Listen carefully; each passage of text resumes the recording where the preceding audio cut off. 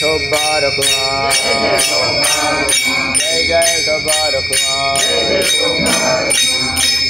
पराव्या नारी माऊली रुक्माई समान, हे तो गेले नेमोनी ठाई चेची, जाई हो तू माते नकरी सायास, आम्ही विष्णुदास तैसे नव्हे। 238व्या क्रमांकाला आलेला हा अभंग आहे। 240व्या क्रमांकाला, 240वा क्रमांक आहे। आणि आत्तापर्यंत आपले चिंतन जसं मागच्या 2-3 अभंगातून झालं की मृत्यूलोकी आम्हा आवडते परी, नाही एका हरिनामे विना, विठले हे चित्त प्रपंचापासून वमणते मणी बैसलेसे, सोने रुपये आम्हा मृतिके समान, मानिक पाषाण खडे जैसे।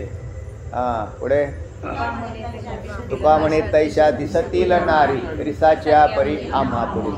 तर त्याच्यामध्ये तुका म्हणे तैशा दिसतील नारी, रिसाच्या परी आम्हा पुढे असं एक टोक येऊन गेलं। तुका म्हणे तैशा नारी दिसतील की ज्या रिसासारख्या आहेत, अशा आम्हा पुढे रिसाप्रमाणे दिसतील।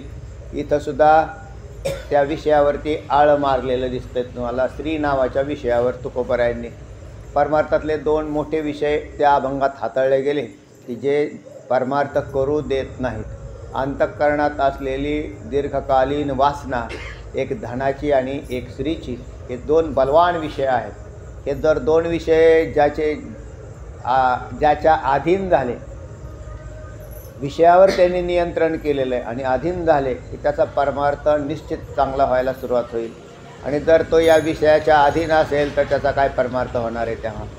तर तुकोबराय म्हणतात की आम्ही तर या विषयांना अधीन केलेलं आहे, अर्थात या नारी आम्हाला अस्वलनीसारख्या दिसतात, लोकांना त्या सुंदर दिसतात आणि तुकोबरायांना त्या अस्वलनी दिसतात। अस्वलनीचा फोटो काढून घ्यावा, तिचं ते तोंड, तिची ती केस आणि ते असे दिसणारी, तर ते तिचे दात झापडा असं पाहिल्यावर का हो माणसाचा म्हणजे काय सुंदर लावण्याने नटलेला थोडाच आहे। तेव्हा तुकोबराय म्हणतात अशा आम्हाला दिसतात। अर्थात सुंदर स्त्रिया जरी असल्या तरी त्या अस्वलनी दिसतात असं म्हणायचं, नुसतं असं नाही की अस्वलनी दिसतात असा अर्थ नाही। अति सुंदर लावण्याने असलेल्या तशा दिसतात। पुढे जाऊन तर म्हटलं होतं की लावण्य ते खरे दुःखमळ पुढच्या अभंगात म्हटलेलं आहे। स्त्रियांचा तर संग नको नारायणा, काष्टाया पाषाणा मृतिकेच्या। पुढे नाटवे हा देव नगडे भजना, लांचावले मन आवरेना, दृष्टीमुखे मरण इंद्रियांच्या द्वारे, लावण्य ते खरे दुःख मूळ। तुका म्हणे जरी अग्नी झाला साधू, तरी पडे बाधू, तर त्या संगष्टने म्हणजे स्त्रियांच्या संगतीत साधू बी झाला तरी त्याला बाधू निर्माण होतो, बाधा निर्माण होते। तर तेव्हा तुकोबरायांनी हाच विषय हाताळलेला आहे, दुसरा काही विषय कारण नाही। तर त्या मागच्या अभंगाचा पुढे ओढलेला आहे आणि या अभंगाला धरून पुढचा 3रा अभंग येतो आहे, कारण हा प्रत्यक्ष जीवनातला अनुभव आहे। हा अभंग जसा पराव्या नारी रुक्माई समान, हे तो गेले नेमुनी ठाई चेची, या अभंगातून तुकोबराय त्यांच्या वृत्तीचा आरसा दाखवताना दिसत आहेत, त्यांची आंतरिक वृत्ती कशी बनली गेलेली। तर हा स्वार्थी अभंग लागला, इथं तुकोबरायांची खरोखर अशी अवस्था आहे। त्यांच्या दृष्टीने या विषयाचं काय महत्त्व आहे स्त्री नावाच्या, तर ते म्हणतात आमच्या दृष्टीने पराविया नारी असा शब्द प्रयोग केलेला आहे। ज्या गृहस्थाश्रमात बहुतेक साधू संत राहिले, एक स्त्री गृहस्थाश्रमात त्यांच्याबरोबर आहेच आहे, म्हणजे त्यांची पत्नी, त्याचा विषय नाही। म्हणून पराविया या पदाचा अर्थ आहे की स्वस्त्री सोडून असा शब्दप्रयोग होतोच आहे की पराविया ज्या ज्या स्त्रिया दिसतील त्या आमच्या दृष्टीने रुक्माई समान आहेत। पराव्या नारी रुक्माई समान, आम्ही तिला काय म्हणतो, आमची आई म्हणजे रुक्माई, आमचा बाप म्हणजे विठ्ठल। मग आमचा बाप कोण आहे तर विठ्ठल आहे आणि आमची आई कोण आहे रुक्माई, आणि मग त्या रुक्माईमध्ये आम्ही ह्या आईला धरलं, कोणत्या पराव्या स्त्रीला। एवढंही काम झालं तरी फार मोठं काम झालं आहे। मागच्या अनेक जन्मामध्ये जो या वासनेच्या आहारी गेलेला आहे त्याला इतक्या लगेच बाहेर यायला फार कठीण गोष्ट आहे हो। म्हणून परमार्थ अवघड झालेला आहे, तर ह्या 2 विषयांनी अवघड करून ठेवलेला आहे। ज्याचं हे नियंत्रण व्हायला सुरुवात झाली की समजून घ्यायचं तुमचा परमार्थ व्हायला सुरुवात झाली. नुसत्या गळ्यात माळी घालून काम झालं असं नाही. गळ्यात माळ घातली चांगली गोष्ट आहे, पण आतल्या आंतरिक वासनांचा काय विजय मिळवला आहे तुम्ही. म्हणून मग आता त्याच्यासाठी काय करावं लागेल तर मग त्याला देवाचं चिंतन करावं, म्हणजे भगवंताच्या सगुण साकार स्वरूपाचं चिंतन करावं. आणि त्याच्यामुळे काय होईल, ह्या अंतःकरणातलं जे घबाड आहे वासनारूपी तर त्या नाशाला सुरुवात होते. देवाच्या नामाने, संतांच्या नामाने, संतांच्या संगतीने या वासनेचा क्षय होतो.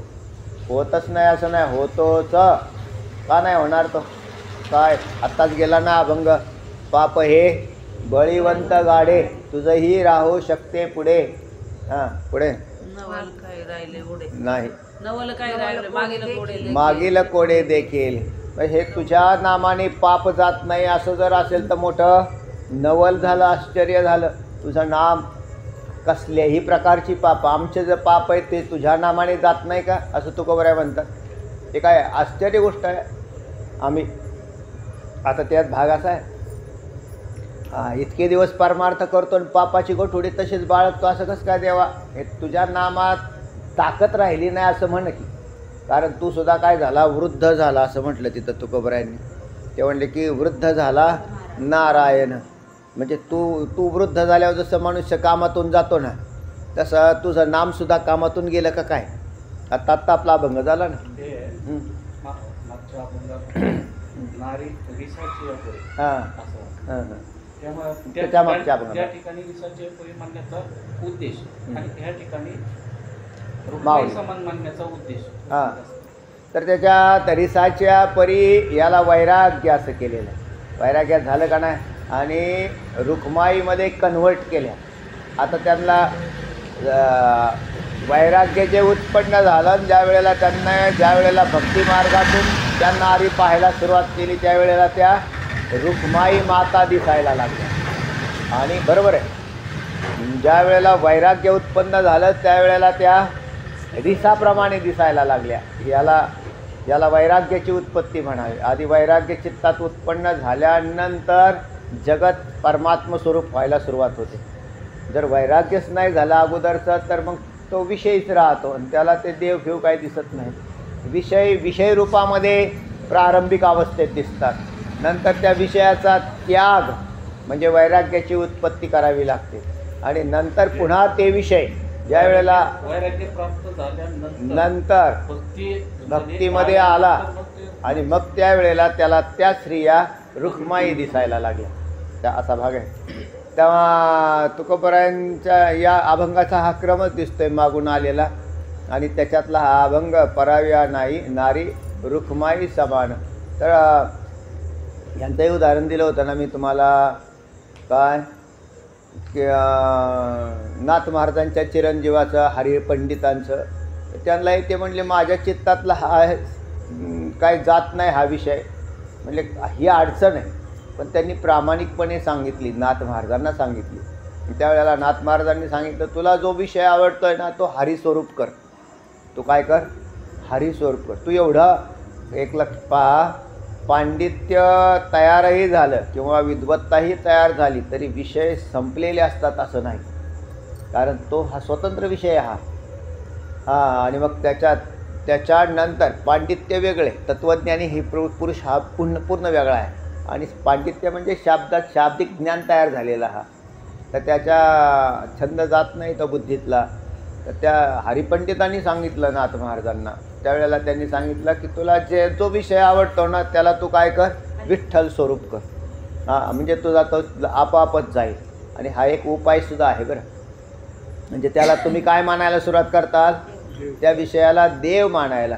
तुम्ही त्याची पूजा करा, तुम्ही त्याला विषय म्हणून नका धरू, तुम्ही त्याची पूजा करा. मग तो आपोआपच तुमच्या चित्तातला नष्ट होऊन जातो.